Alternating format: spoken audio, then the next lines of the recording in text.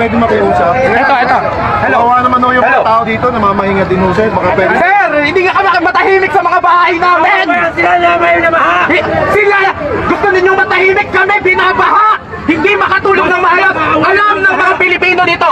Alam nyo na hindi natin kaaway ang mga pulis. Tama? Tama! Ngayon sir, nagsasalita kami kasi gusto lang namin marinig nyo ang aming mga hinaing. Alam namin, nakakampi namin kayo dito. Kung kami ay nagsasalita sa inyo, alam namin na trained kayo.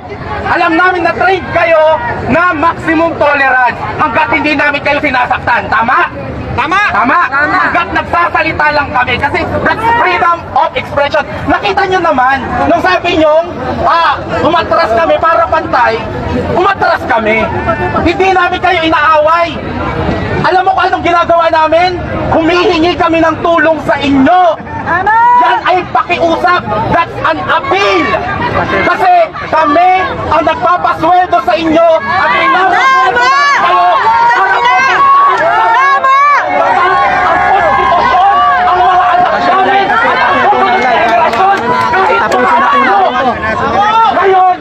para hindi kayo masasaktan kasi kayo yung masaktan, damdamin lang ang masasaktan sa inyo.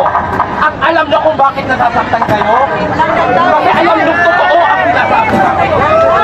Hindi namin kayo sisipikalin. Kasi alam namin nakakampi namin kayo. Kami ay nagmamakaawa. At hindi nyo kami pwedeng sabihin na hindi kami pwedeng mag-vent out ng mga galit at frustration namin. Ito na lang ang meron kami. Hindi ba kami pwedeng maglabas ng sama ng loob? Tama! Ngayon, kami, alam namin kakampi namin kayo. At alam nyo kakampi nyo kami. Kasi mga simpleng mamamayan lang tayo lahat.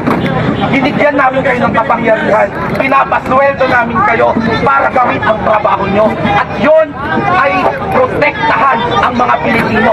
Kami ang mga boss nyo.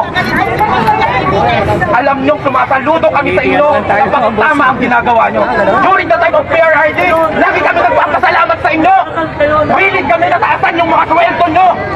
Kasi alam namin na ginagawa nyo ang tama at kung ano para sa bayan. Ngayon naniningil kami. Naniningil kami sa mga sweldo dinoble namin. Asan kayo? Ngayon, sir, hindi kami mga bobo, hindi kami mga tanga. Nasasaktan namin ang mga kakampi nating pulis. Huwag mo kaming maliitin.